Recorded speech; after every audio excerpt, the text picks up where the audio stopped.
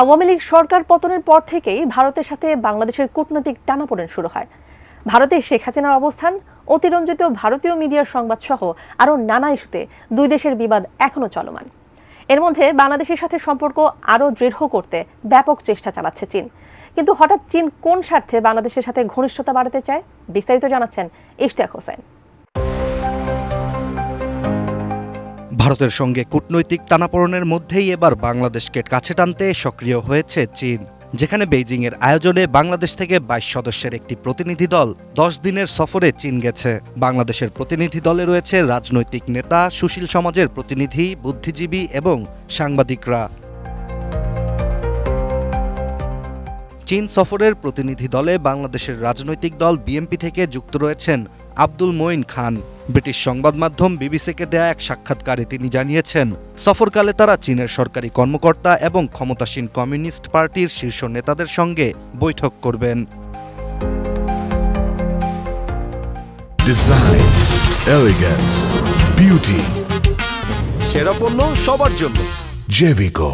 এদিকে বাংলাদেশের হঠাৎ এমন চীন সফর নিয়ে বিশ্লেষকরা বলছেন, সাবেক প্রধানমন্ত্রী শেখ হাসিনার প্রত্যর্পণ সহ বিভিন্ন বিষয়ে বাংলাদেশ ও ভারতের মধ্যে কূটনৈতিক উত্তেজনা চলছে, যেটির সুযোগ নিয়ে চীন বাংলাদেশের সাথে সম্পর্ক জোরদার করার চেষ্টা করছে।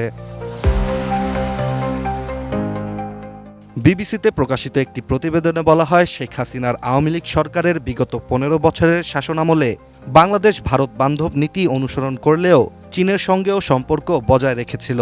কিন্তু শেখ হাসিনার পতনের পর থেকেই চীন বাংলাদেশে নিজেদের প্রভাব আরও বৃদ্ধির চেষ্টা করছে। চীন নিজেদের এই চেষ্টার কাজ এগিয়ে নিতে ইতোমধ্যে বাংলাদেশের রাজনৈতিক নেতা, এমনকি ইসলামী দলগুলোর নেতাদের সাথেও সম্পর্ক উন্নয়নে নানা উদ্যোগ নিয়েছে।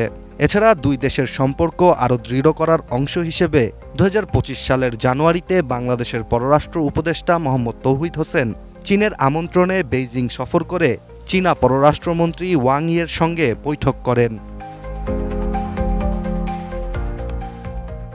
অন্যদিকে চীন বাংলাদেশের সবচেয়ে বড় বাণিজ্যিক লেনদেনের অংশীদারও। দুই দেশের বার্ষিক বাণিজ্যের পরিমাণ প্রায় $২৪ বিলিয়ন।